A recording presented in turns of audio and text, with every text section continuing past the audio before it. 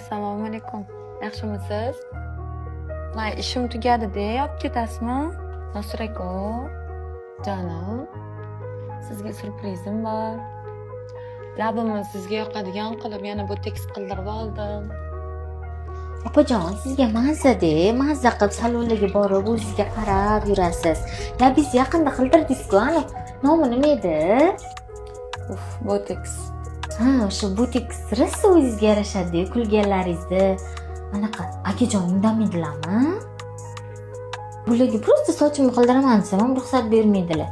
Nimamush? O'zbek ayollar ro'mollari bilan yaxshimush. Endi meni erim yagona. Qancha o'zimga qarasam, erim shuncha menga qaraydilar.